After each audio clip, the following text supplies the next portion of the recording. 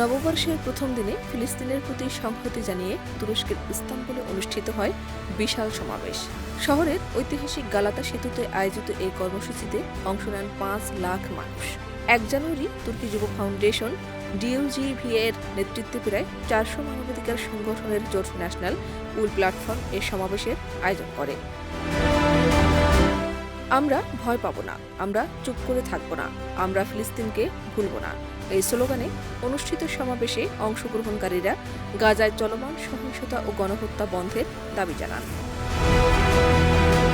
তুর্কি বার্তা সংস্থা আনাদুলু জানায়, ফজরের নামাজ শেষে আয়া সোফিয়া গ্র্যান্ড মসজিদ, সুলতান আহমেদ ফাতিহ সুলেমানিয়ে ও এমিনুল নতুন মসজিদ সহ বিভিন্ন ঐতিহাসিক মসজিদ থেকে তুর্কি ও ফিলিস্তিনি পতাকা হাতে লাখ লাখ মানুষ গালাতা সেতুর দিকে যাত্রা শুরু করেন।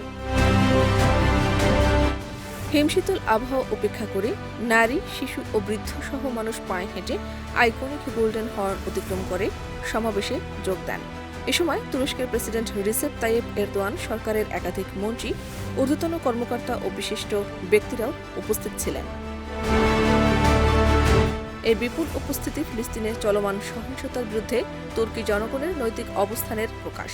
গালাতা সেতুকে বিবেকের শ্রদ্ধাঞ্জলি হিসেবে উল্লেখ করা হয়। শাহনাজ পারভীন, দেশ রূপান্তর।